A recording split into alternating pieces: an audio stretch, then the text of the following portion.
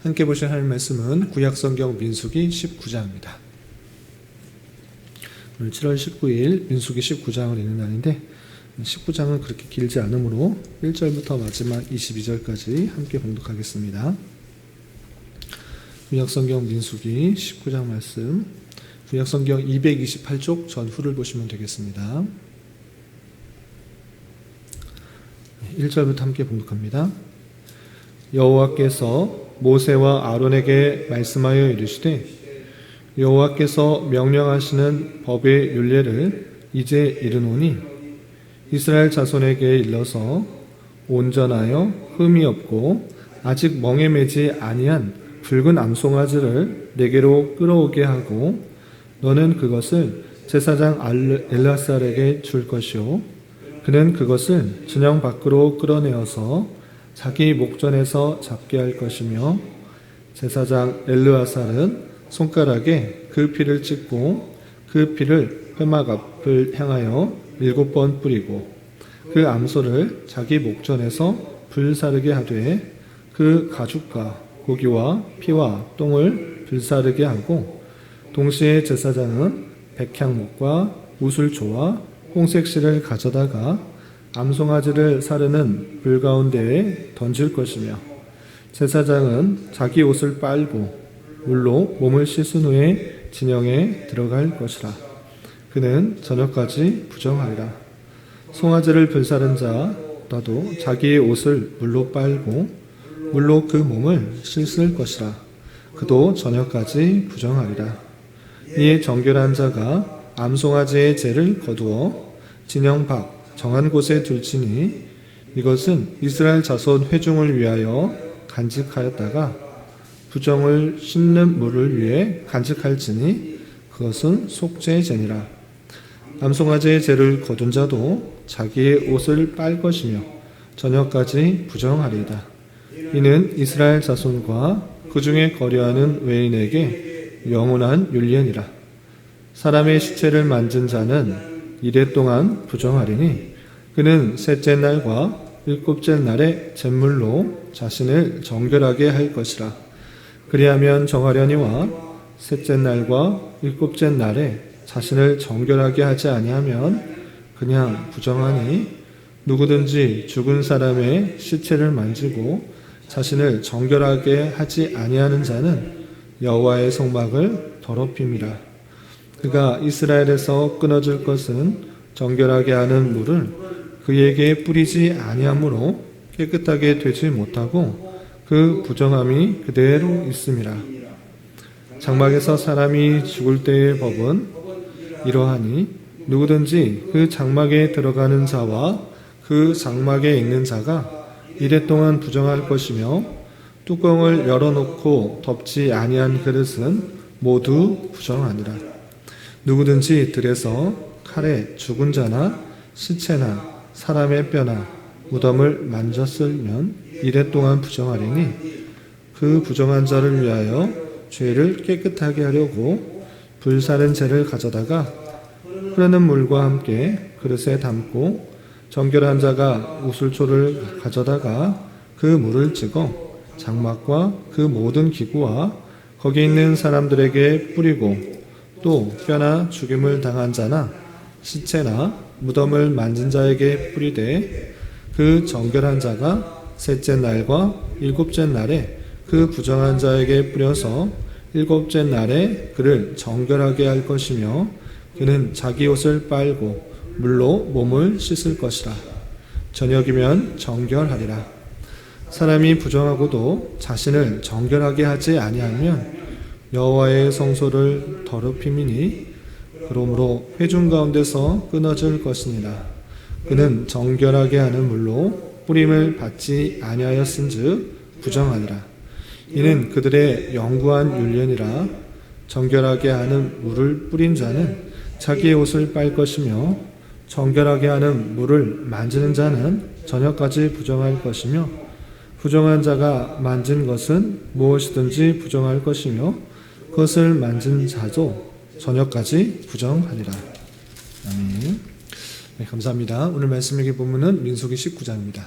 우리가 어제 살펴보았던 민수기 18장에서는 제사장과 레위인의 분깃과 또 먹을 것, 또 특별한 여러 가지 규례에 대해서 살펴볼 수 있었습니다.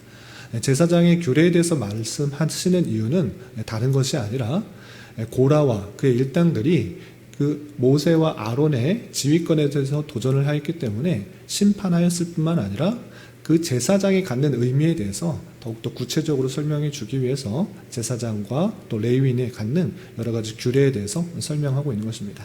그리고 이어지는 19장에서는 특별히 정결하게 하는 여러 가지 규례에 대해서 설명하고 있는데 계속해서 이스라엘 백성들에게 죄의 문제와 또 거룩의 문제에 대해서 강조하고 있는 하나님의 마음을 살펴볼 수가 있는 것입니다.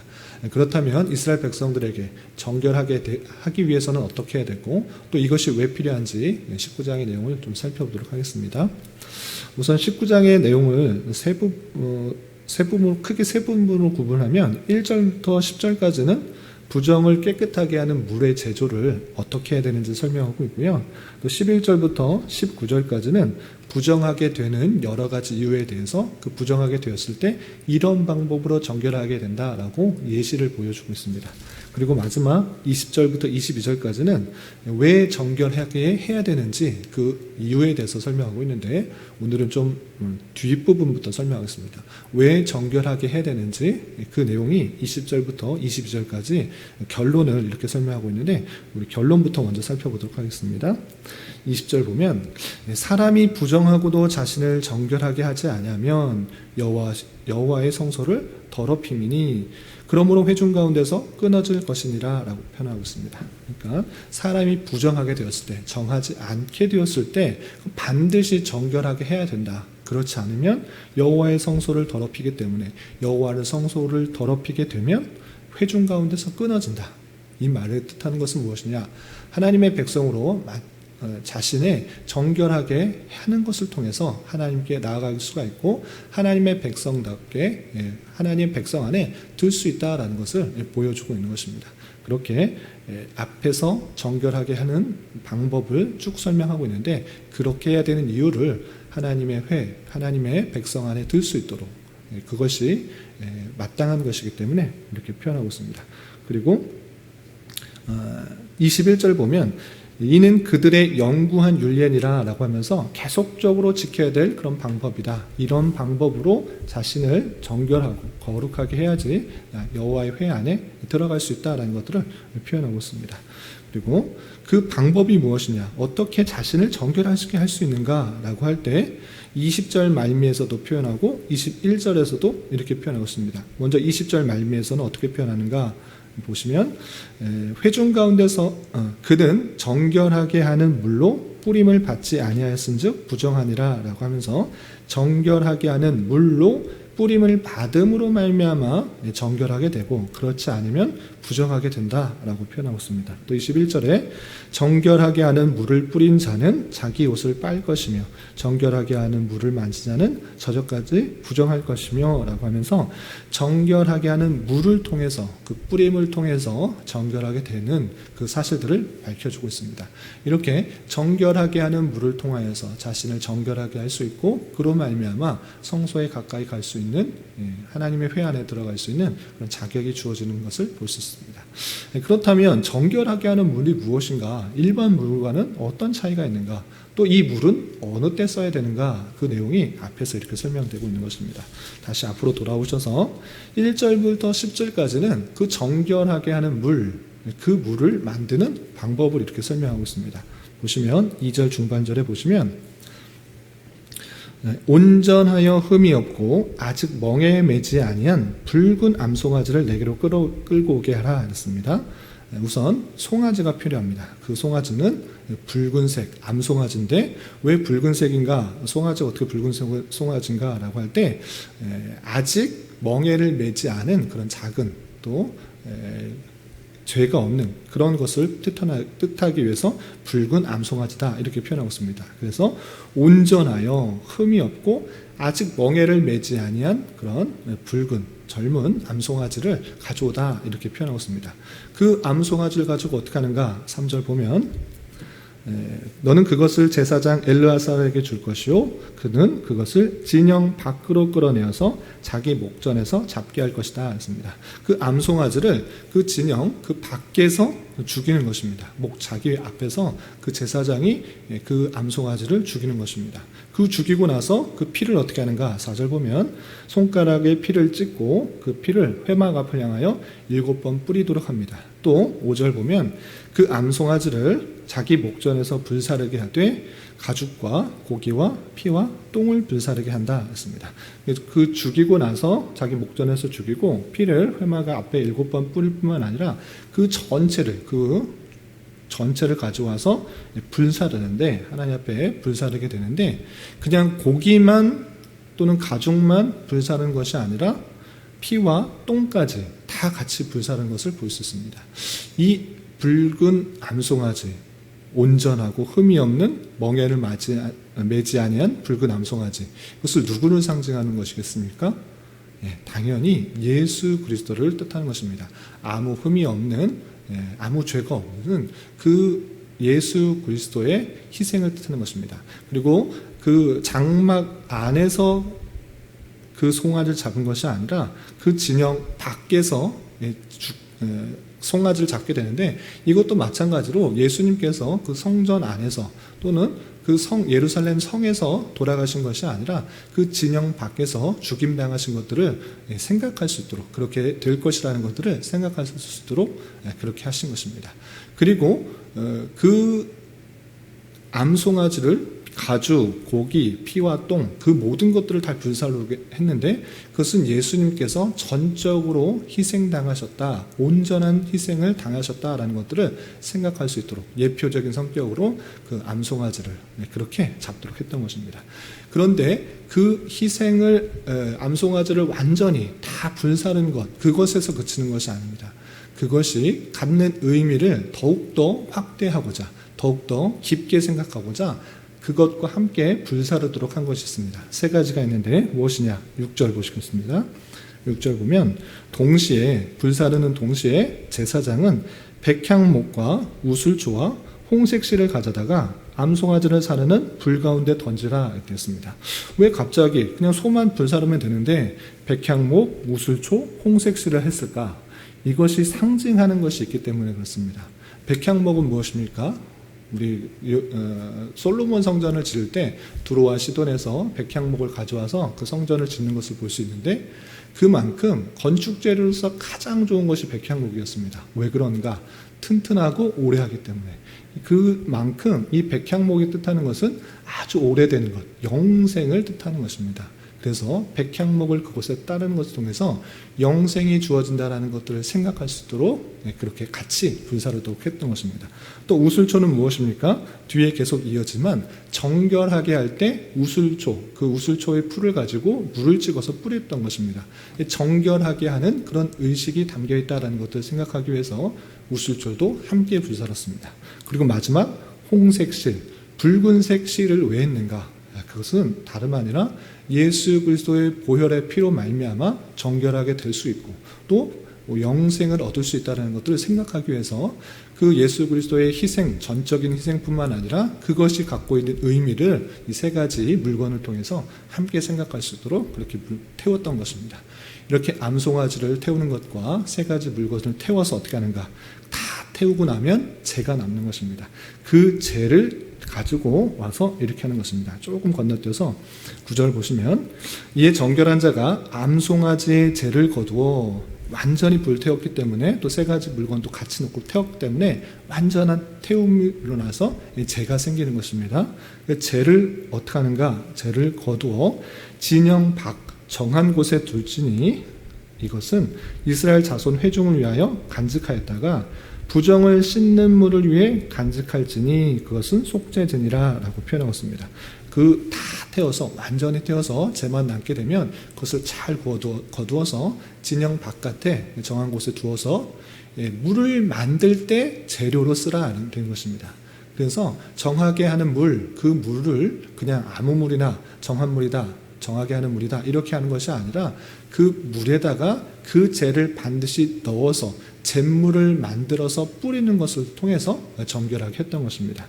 이렇게 그 정결하게 하는 물을 제조하는 방법들을 잘 알려주고 실제적으로 어떤 경우에 쓸 수 있는지 어떤 방법으로 쓰는지 그 예시도 이렇게 표현하고 있는 것입니다. 그것이 11절부터 19절까지 표현되어 있는데 먼저 첫 번째입니다. 11절 사람의 시체를 만진 자는 이레 동안 부정하리니 시체를 만진 자가 왜 부정한가? 사람이 죽는 것은 당연한 것인데 왜 부정하다고 했는가? 레위기를 통해서 우리는 살펴봤습니다. 사람이 죽는 것은 자연스러운 것이 아니라 의뢰 있는 것이 아니라 죄에 말미암은 결과다라는 것들을 생각할 수 있도록 한 것입니다. 그렇기 때문에 시체를 만진 자는 부정하다 이렇게 표현하고 있는 것입니다. 그래서 그 죄가 들어온 것, 가까이 한 것, 그것조차 죄의 오염이 되어 있는 줄 알아. 우리 인생이 죄의 오염으로 말미암아 죽임을 왔다라는 것들을 계속적으로 생각할 수 있도록 하기 위해서 시체를 만진 자는 다 부정하다 이렇게 표현한 것입니다. 7일 동안 부정하는데 그러면 그것이 어떻게 정결하게 되는가? 이 방법을 통해서 정결하게 된다라고 표현하고 있습니다. 12절 보면 그 부정한 자 셋째 날과 일곱째 날에 잿물로 자신을 정결하게 할 것이라 이렇게 표현하고 있습니다. 이래 동안 부정하는데 이래 7일 지나면 그냥 난 정결하게 됐다 이렇게 되는 것이 아니라 그것이 아니라 셋째 날과 일곱째 날 아까 만들어놨던 재와 또 그 물을 통하여서 잿물을 만드는 것입니다. 잿물을 만들어서 정결하게 되는데 셋째 날과 일곱째 날에 그것을 뿌리는 것을 통해서 자신이 정결하게 된다라고 표현하고 있습니다. 왜 셋째 날과 일곱째 날인가 라고 할 때 상징적인 의미가 있는데 성경에서 3이라는 숫자와 7이라는 숫자가 아주 자주 빈번하게 등장합니다. 이 7이라는 숫자는 완전수로 인하여서 예수님께서 모든 것을 완성하시는 그것을 뜻하는 것입니다. 제7일, 안식일 이런 것도 마찬가지로 7일은 예수님의 모든 완성, 그 재림을 뜻하는 것을 뜻하고 또 3일은 예수님께서 돌아가신 지 3일 만에 부활하신 그 부활을 생각할 수 있도록 한 것입니다. 그래서 셋째 날과 일곱째 날에 정결하게 하는 것을 통해서 자신이 거룩하게 될 수 있다는 것들을 표현해주고 있습니다.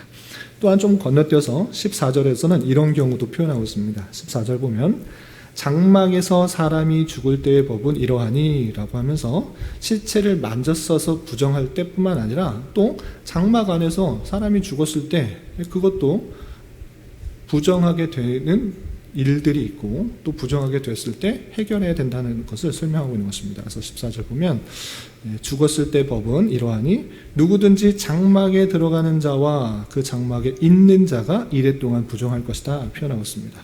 시체를 만졌을 때도 부정한데 만지지도 않았는데 그 장막 안에서 죽었을 때 그 장막에 들어가는 자, 들어가는 자가 또 그 장막 안에 있었던 자, 그 근처에 있는 사람들도 이 7일 동안 부정하다 이렇게 표현하고 있습니다. 또 어떤 경우도 부정한가? 뚜껑을 열어놓지 15절 뚜껑을 열어놓고 덮지 아니한 그릇은 부정하다. 또 16절에 누구든지 들에서 칼이나 죽은 자나 시체나 사람의 뼈나 무덤을 만졌으면 이래 동안 부정하다라고 하면서 이 죽은 것에 대해서 그리고 그와 가까이 했던 것에 더해서 다 부정하다라고 말하면서 7일 동안 부정한 기간 동안에 3일과 7일 똑같이 17절부터 또 읽어보면 3일과 7일 날 그 잿물을 뿌리는 것을 통해서 정결하게 된다, 정결하게 해라 이렇게 표현하고 있는 것입니다. 이렇게 정결하게 하지 않으면 성소를 더럽히는 것이고 또 여호와의 회에 들어갈 수 없다라고 하면서 계속적으로 하나님의 백성으로서 그 죄와 멀리하여서 거룩과 순결을 지켜나갈 것을 강조하고 있는 표현을 볼 수 있습니다.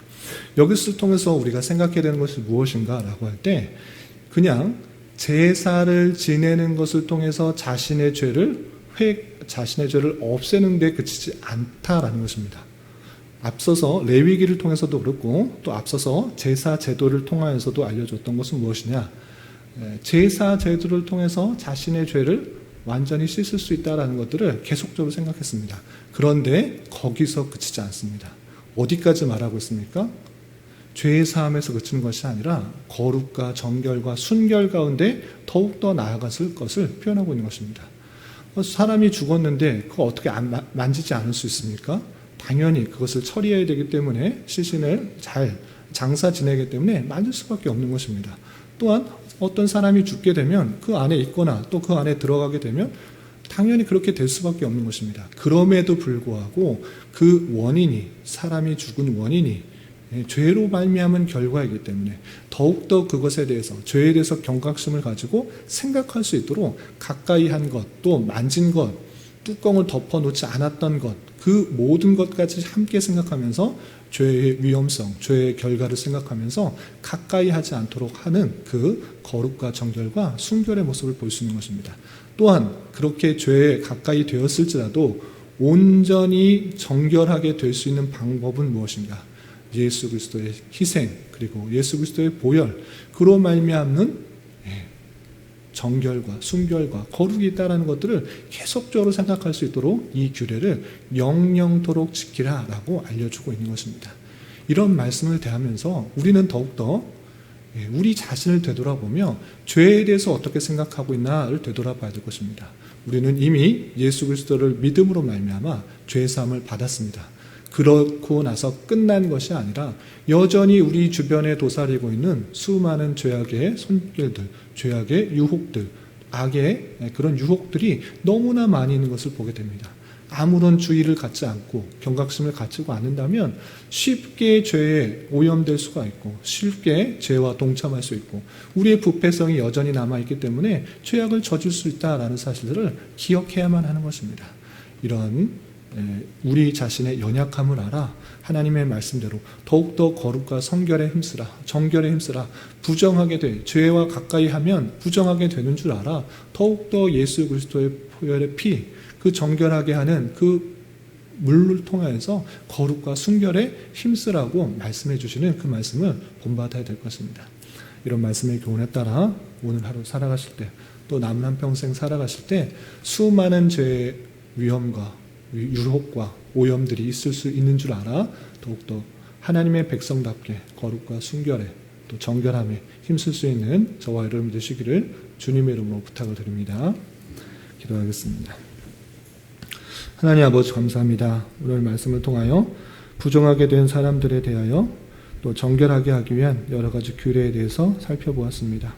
이런 말씀을 대하는 자로서 오직 예수 그리스도의 대속의 죽음을 통해서만 우리가 정결하게 되며 또 하나님의 자녀요 천국 백성이 되게 됨을 깨달아 예수 그리스도의 은혜에 대하여 감사 찬송할 수 있는 자 되게 하여 주시고 우리가 알고 짓는 죄와 또한 모르고 짓는 죄 또한 날마다 주님 앞에 회개하기에 힘쓰며 거룩하고 정결한 모습으로 주님의 백성답게 또 살아갈 수 있는 자 되게 하여 주시옵소서. 주님, 7월은 수련회라는 주제로 한 달을 보내고 있습니다.